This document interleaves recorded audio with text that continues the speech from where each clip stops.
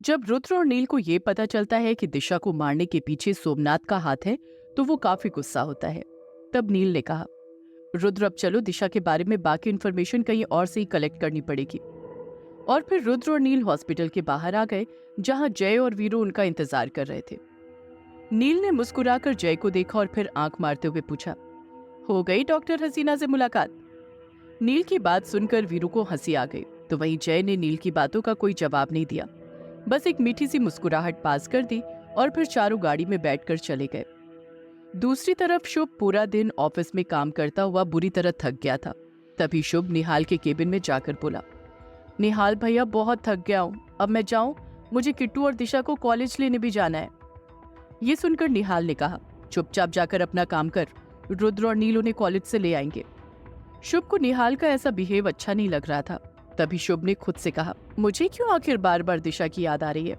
ऐसी फीलिंग तो मैंने कभी ईशा के साथ महसूस नहीं की, और मैंने बिना सोचे समझे दिशा के साथ कितना रूड बिहेव किया, जिसकी वजह से अब वो मेरी तरफ देखने से भी डरती है। तो बात वो क्या करेगी? और अब मुझे नहीं लगता दिशा कभी भी मुझसे दोस्ती करेगी। लेकिन तभी अगले ही पल शुभ ने एटीट्यूड के साथ खुद से कहा, मैं भी शुभ प्रताप सिंह हूँ, दोस्ती तो मैं दिशा से करके ही रहूंगा। दोस्ती क्या, अब तो मैं शादी भी दिशा से ही करके रहूंगा। दूसरी तरफ नील और रुद्र कॉलेज के बाहर खड़े होकर किट्टू, नव्या और दिशा का इंतजार कर रहे थे। वहीं कॉलेज की सारी लड़कियां इस वक्त बस रुद्र और नील को ही देखकर आहें भर रही थी। तभी नील ने बड़े स्टाइल में कहा, रुद्र, जब लड़कियां ऐसे देखती हैं, हाय सेलिब्रिटी वाली फीलिंग आती है। इस पर रुद्र ने कहा, तुझे ही आती है सेलिब्रिटी वाली फीलिंग, मुझे तो इरिटेशन होती है। तभी किट्टू, दिशा और नव्या तीनों ही कॉलेज से बाहर आ गई। किट्टू ने रुद्र को देखा तो खुशी के मारे उछल पड़ी और वो भागती हुई रुद्र के पास आई और उसने रुद्र को अपने गले से लगा लिया। रुद्र ने भी खुशी के मारे किट्टू को थोड़ा सा लिफ्ट करा के घुमा दिया। वहीं कॉलेज की सभी लड़कियां बस रुद्र और किट्टू को ही देख रही थी। तभी रुद्र ने कहा, लिटिल खरगोश, कैसा लगा सरप्राइज? किट्टू ने इशारों में कहा, बहुत अच्छा। तब रुद्र ने कहा, लिटिल खरगोश, आज पूरा दिन पढ़ाई किया मस्ती? इस पर नव्या ने कहा, भाई सारे दिन कौन पढ़ाई करता है, मैंने आज इन दोनों को पूरा दिन कॉलेज घुमाया। और फिर रुद्र ने किट्टू को गाड़ी में बिठा लिया और नील को दिशा और नव्या को ले जाने के लिए कह दिया। और फिर रुद्र किट्टू को लेकर एक रेस्टोरेंट के बाहर आ गया। रुद्र और किट्टू ने रेस्टोरेंट में खाना खाया। फिर वो दोनों प्रताप हाउस के लिए निकल गए, लेकिन प्रताप हाउस पहुंचने से पहले ही रुद्र ने अपनी गाड़ी एक सुनसान जगह रोक दी। तब ये देखकर किट्टू ने इशारों में पूछा, आपने यहाँ गाड़ी क्यों रोक दी? इस पर रुद्र ने एक मीठी मुस्कान के साथ कहा, तुम्हें नहीं पता एक लड़का लड़की के साथ सुनसान जगह पर क्यों रुकता है? रुद्र की बात सुनकर किट्टू को हैरानी हुई और उसने अपने मोबाइल पर टाइप किया और फिर उस मोबाइल को रुद्र की तरफ बढ़ा दिया। रुद्र ने जब उस मोबाइल को लेकर किट्टू का मैसेज चेक किया तो उसमें लिखा था, ज्यादा स्मार्ट मत बनिए वरना दादी से कह दूंगी, चुपचाप घर चलिए।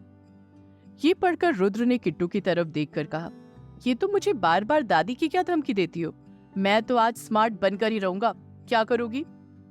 इतना कहकर रुद्र किट्टू को अपनी गोद में बिठाने की कोशिश करने लगा, लेकिन किट्टू बार बार रुद्र का हाथ झटक रही थी। तब रुद्र ने बहुत प्यार से कहा, प्लीज किट्टू आ जाओ ना थोड़ा सा करीब।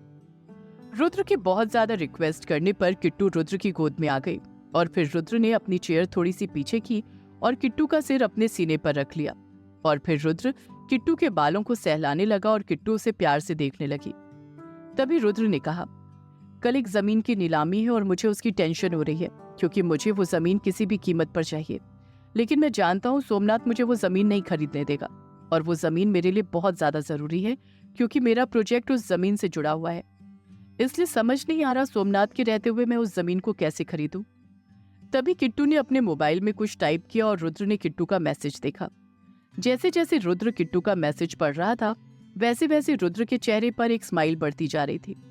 रुद्र ने किट्टू के गाल पर हाथ रखकर कहा, किट्टू मैंने ऐसा क्यों नहीं सोचा, अब कल मैं यही करूंगा। और फिर रुद्र ने आगे कहा, किट्टू अब तुमने मेरी प्रॉब्लम सॉल्व कर दी है तो अब तुम्हें इनाम भी मिलना चाहिए। इतना कहकर रुद्र ने अपने होंठ किट्टू के होंठ पर रख दिए और फिर उसके होठों को धीरे धीरे चूमने लगा। और फिर रुद्र किट्टू को किस करता हुआ गर्दन तक आ गया और उसकी टॉप के बटन खोलने लगा, लेकिन किट्टू ने रुद्र का हाथ पकड़ लिया। तब रुद्र ने अपना एक हाथ किट्टू की कमर पर रखकर टॉप को हल्का सा ऊपर किया और फिर अपना हाथ किट्टू की कमर पर फेरने लगा और साथ ही साथ वो किट्टू को किस भी कर रहा था। वहीं किट्टू भी इस वक्त रुद्र की किस में खो गई थी और उसकी सांसें भारी होने लगी थी। वहीं रुद्र के हाथ इस वक्त किट्टू की कमर पर लगातार चल रहे थे।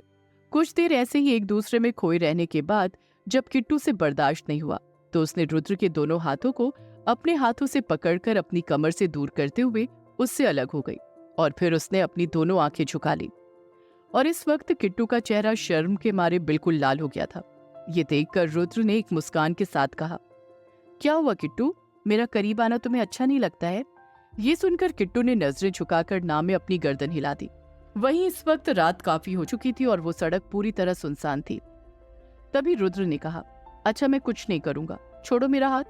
लेकिन किट्टू ने रुद्र का हाथ नहीं छोड़ा और फिर रुद्र के कई बार कहने पर किट्टू ने रुद्र का हाथ छोड़ दिया और फिर किट्टू गाड़ी से उतरकर बाहर चली गई। बाहर जाकर किट्टू गाड़ी के आगे खड़ी हो गई और अपनी सांसें कंट्रोल करने लगी। ये देखकर रुद्र भी गाड़ी से उतरकर किट्टू के पास चला आया। किट्टू इस वक्त गाड़ी के हुड से लगकर खड़ी हुई थी। तभी रुद्र किट्टू के पास आया और उसने अपने दोनों हाथ किट्टू के लेफ्ट और राइट साइड रख दिए और इस वक्त किट्टू रुद्र के हाथों के बीच में थी और फिर रुद्र किट्टू की तरफ थोड़ा थोड़ा झुकने लगा।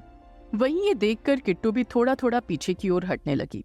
पीछे की तरफ जाते जाते किट्टू की कमर कार की हुड से जा लगी, जिसकी वजह से अब रुद्र किट्टू की तरफ पूरा झुक गया था। तब रुद्र ने फिर से अपने होठ किट्टू के होठों पर रख दिए और उसे एक डीप किस करने लगा। रुद्र के हाथ अब भी कार के हुड्स पर थे और किट्टू के हाथ रुद्र के सीने पर। तभी रुद्र ने एक्साइटेड होकर किट्टू के होठों पर थोड़ा सा काट लिया, जिसकी वजह से किट्टू को दर्द हुआ।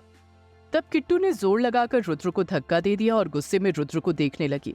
ये देखकर रुद्र के चेहरे पर एक मुस्कान आ गई और फिर किट्टू गुस्से में जाने लगी तो रुद्र ने उसका हाथ पकड़कर अपनी तरफ खींच लिया, जिससे किट्टू रुद्र के सीने से जा लगी।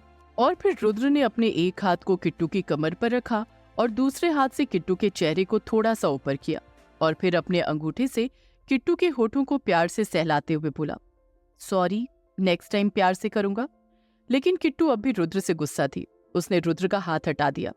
रुद्र ने फिर से किट्टू के होठों पर अपने होठ रख दिए और उसे किस करने लगा। रुद्र किट्टू को बहुत सॉफ्टली किस कर रहा था, जैसे किट्टू बहुत नाजुक हो। और फिर थोड़ी देर किस करने के बाद रुद्र ने किट्टू को देखा, लेकिन किट्टू रुद्र को नहीं देख रही थी।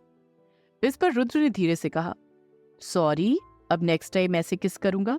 किट्टू रुद्र की बात सुनकर शर्मा गई और उसने अपना चेहरा रुद्र के सीने में छुपा लिया। तब रुद्र ने किट्टू को अपनी बाहों में कसते हुए कहा, किट्टू, मुझे माफ कर दिया। इस पर किट्टू ने ना में गर्दन हिला दी। तब रुद्र ने एक मीठी मुस्कान के साथ कहा, झूठी।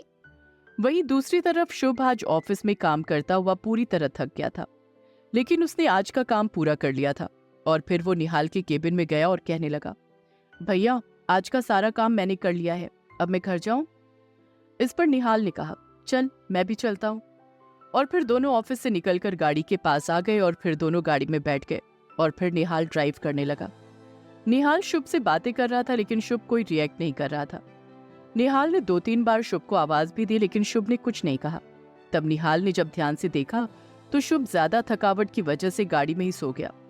और फिर ये देखकर निहाल ने प्यार से शुभ के सिर पर हाथ फेरकर खुद से कहा, रुद्र की 2 कॉपी है ये लड़का, बहुत जल्दी सब कुछ सीख जाएगा। और फिर थोड़ी देर में निहाल की कार प्रताप हाउस के बाहर खड़ी थी। निहाल जैसे ही कार से उतरा तो सामने नील खड़ा था। निहाल ने गाड़ी की तरफ इशारा करते हुए कहा, गाड़ी के अंदर शुभ सो रहा है, उठाकर ले आ। इतना कहकर निहाल घर के अंदर चला गया। निहाल ने भी ऑफिस में आज बहुत काम किया था, इसलिए वो भी अंदर जाकर सीधे सोफे पर ही बैठ गया। उसने सोफे पर अपनी आंखें बंद ही की थी कि तभी रामू काका की आवाज आई। रामू ने कहा, निहाल बेटा, पानी पी लो। निहाल ने अपनी आंखें खोली और जैसे ही गिलास उठाने के लिए अपना हाथ बढ़ाया, उससे पहले ही नव्या ने वो गिलास उठा लिया और फिर नव्या ने पानी पीकर कहा, सॉरी निहाल जी, ये तो मैंने पी लिया। नव्या फिर रामू काका को देखकर बोली, रामू काका, आप इनके लिए और पानी ला दीजिए। ये सुनकर रामू काका फिर से किचन की तरफ जाने लगे तो निहाल ने रामू काका को रोकते हुए कहा, रामू काका रहने दीजिए, पानी की जरूरत नहीं है, मैं जा रहा हूँ। और फिर निहाल सोफे से खड़ा हो गया और जाने लगा। तभी पीछे से दादी की आवाज आई, निहाल कहाँ जा रहा है?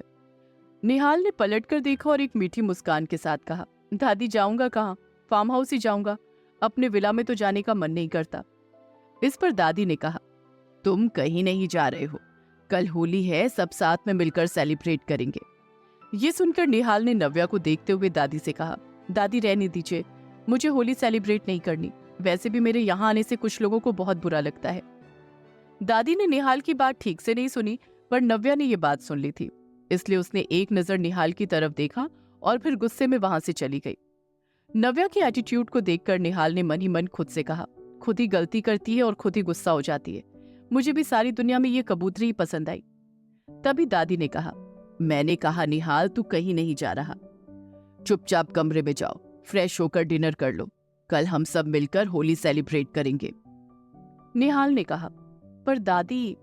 निहाल ने अभी इतना ही कहा था कि तभी दादी ने उसे अपना चाटा दिखाकर डांटते हुए कहा, चाटा खाकर रुकेगा या ऐसे ही रुक जाएगा? बहुत दिनों से देख रही हूँ तेरे नखरे बढ़ते जा रहे हैं। 2-4 चाटे मारूंगी तो सारे नखरे ढीले हो जाएंगे, इसलिए अब चुपचाप जा कमरे में। दादी की ये बात सुनकर निहाल कमरे में चला गया।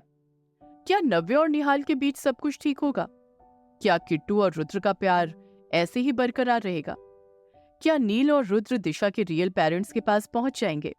जानने के लिए सुनते रहिए ये कहानी सिर्फ पॉकेट एफएम पर।